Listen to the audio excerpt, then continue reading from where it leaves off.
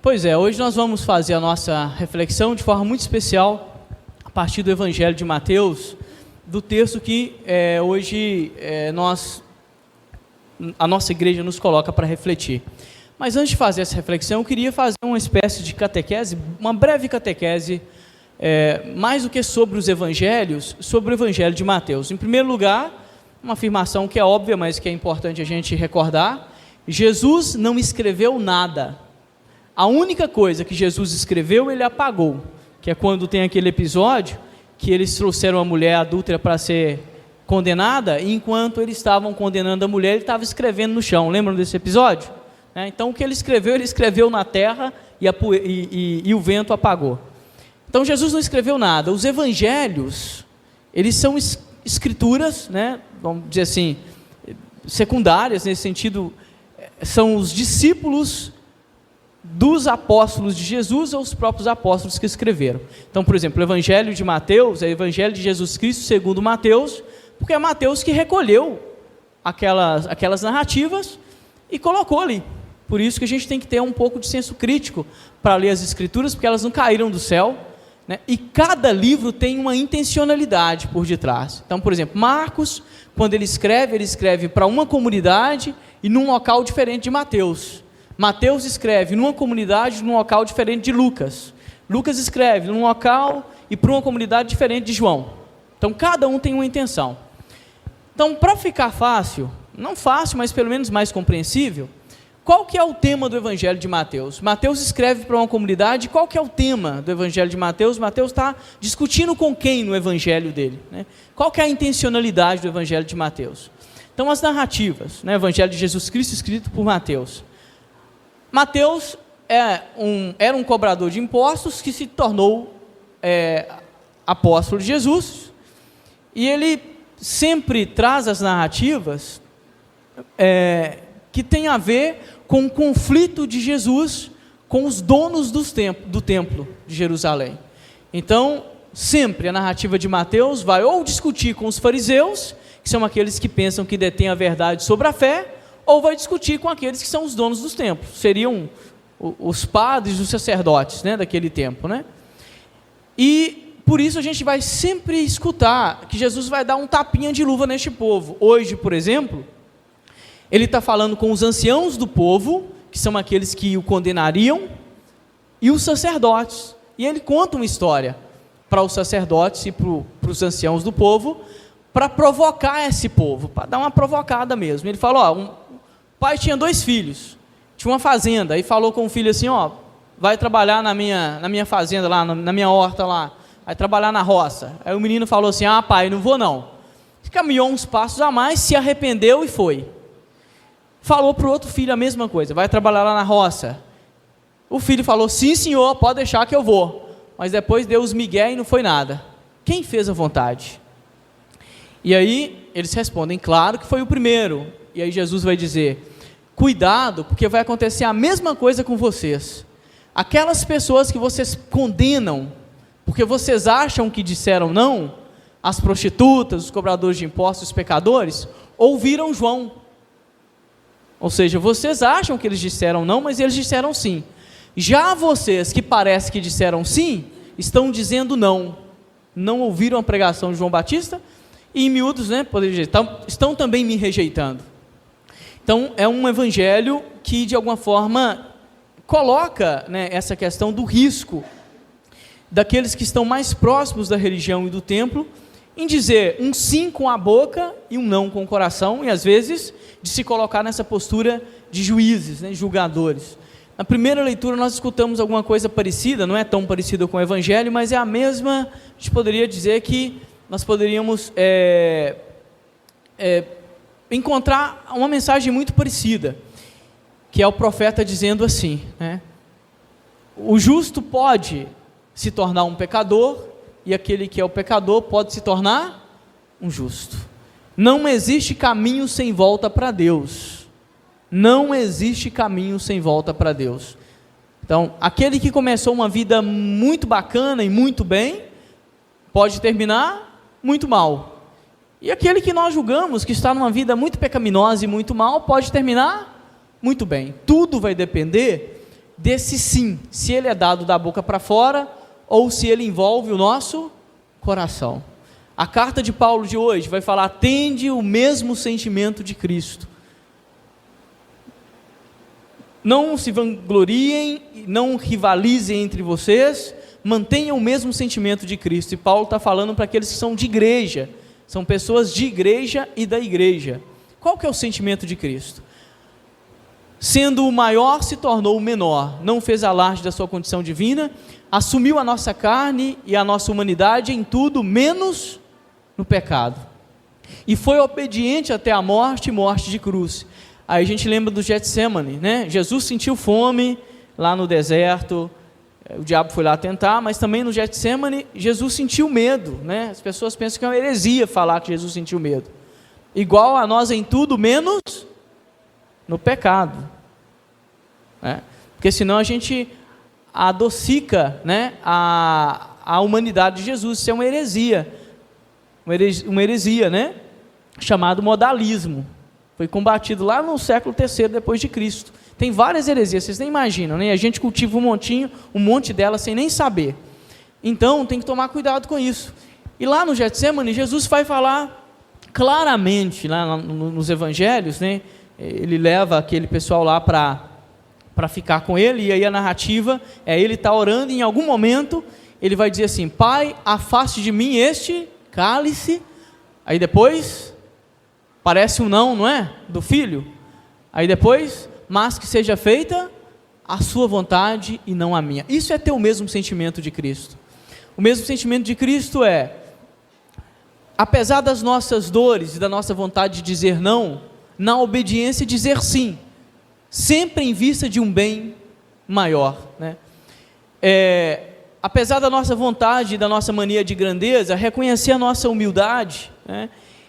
E agir a partir dessa humildade, nunca nos colocarmos nessa postura daqueles que são os conhecedores, os orantes, né? Aqueles que estão na primeira fila sempre, né? E que julgam os outros como se nós tivéssemos realmente essa certeza absoluta da nossa salvação, essas coisas que as pessoas falam por aí, né? Então eu diria esses dois traços do sentimento de Cristo. Ter o mesmo sentimento de Cristo é calçar as sandálias da humildade e, apesar da nossa vontade de dizer não várias vezes, em busca de um bem maior e entregando a nossa vida a Deus, isso aí é um ato de fé, dizer sim. E isso vai acontecer conosco, acontece conosco em vários momentos, né?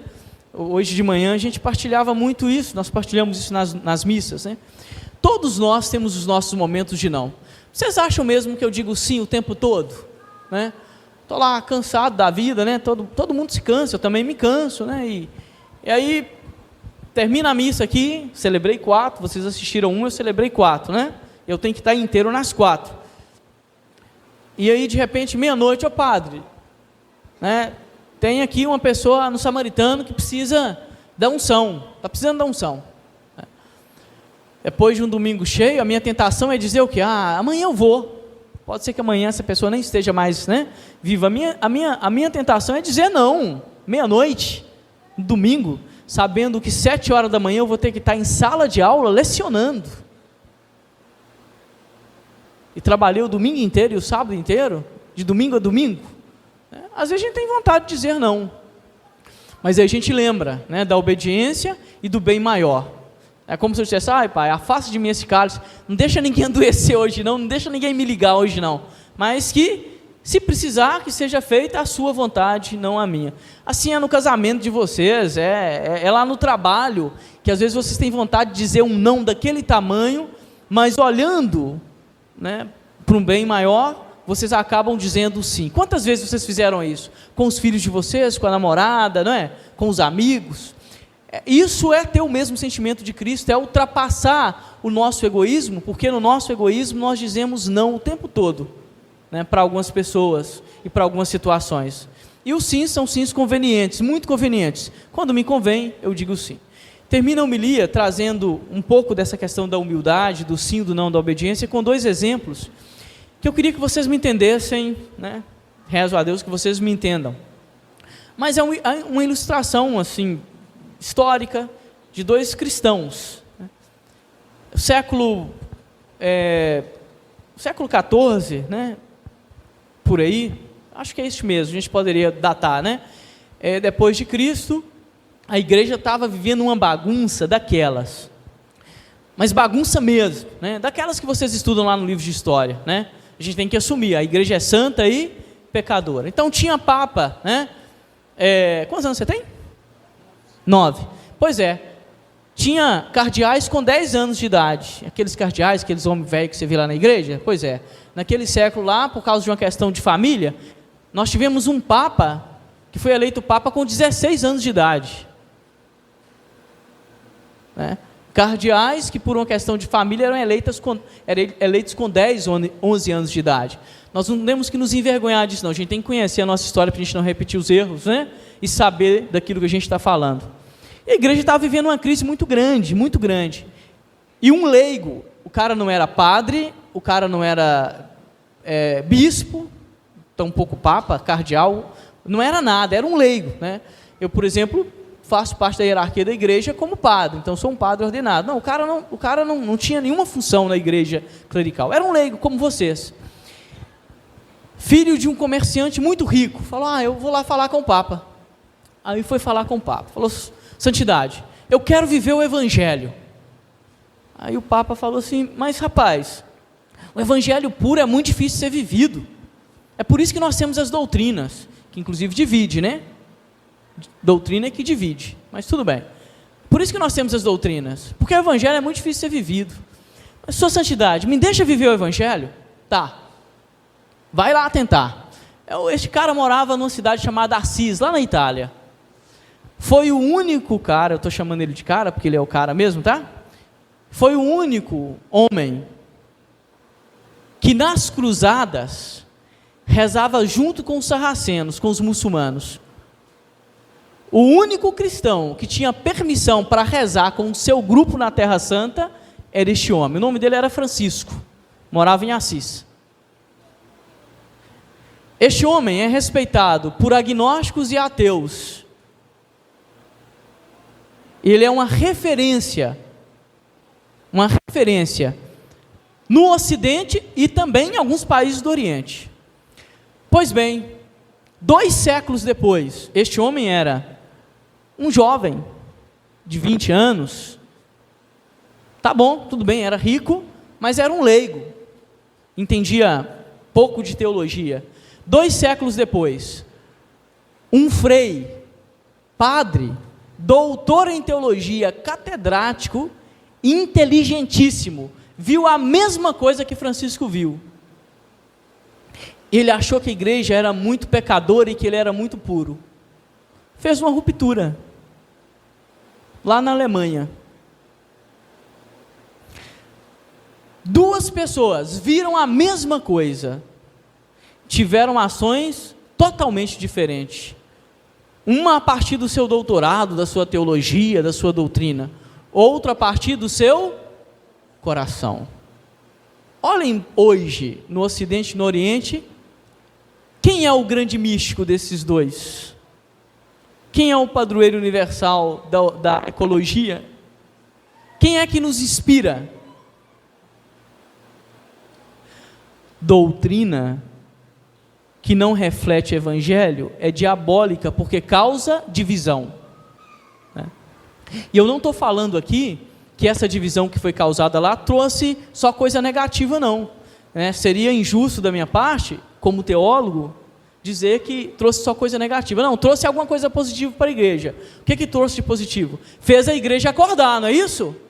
Fez a igreja acordar e reagir, então trouxe algo positivo, mas trouxe algo muito negativo, que é o cisma, a divisão. Quando nós agimos na obediência e na humildade, nós provocamos santidade e união.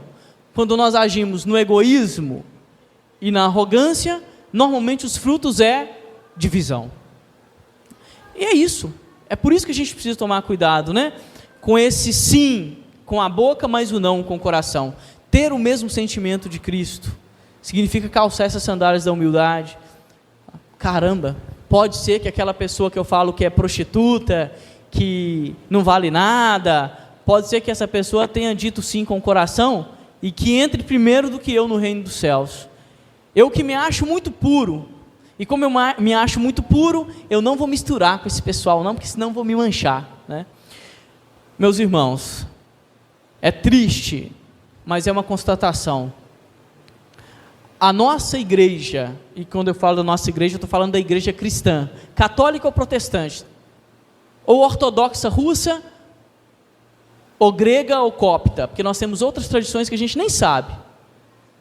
A nossa igreja cristã, ela começou a se dividir por causa de doutrinas. E aí eu digo para vocês uma coisa muito importante, com toda a convicção da minha alma: doutrina desconectada de evangelho não salva. Está entendido isso? Cuidado para vocês não ficarem apegados demais à doutrina e querer ter razão demais e perderem a salvação por causa disso. Doutrina separada de evangelho não salva. Sabe qual que é o nome de doutrina separada de evangelho? Heresia. Aquilo que vocês chamam de heresia é doutrina separada de evangelho. Sabe qual que é a maior heresia? A maior heresia do cristianismo? Não é comungar o corpo do Senhor em vão, né? A maior heresia não é simplesmente não acreditar nos santos, falar mal deles, né? A maior heresia do cristianismo é não praticar o mandamento novo. Qual é mesmo o mandamento novo? Se esqueceram, são todos hereges. Qual que é o elemento? Qual que é o mandamento novo? Menos mal, tem menos hereges do que eu pensava. Esta é a maior heresia que pode existir e é a mais praticada, porque em nome de uma doutrina nós condenamos, julgamos e nos colocamos como os tais, aquele que é capaz de inclusive apontar o dedo e falar se este vai ou não comungar, em nome de uma doutrina. Tomem cuidado, quem está em pé, cuidado para não, podem começar muito bem e terminar muito mal, né? Tomara que não aconteça isso conosco. Louvado seja o nosso Senhor Jesus Cristo.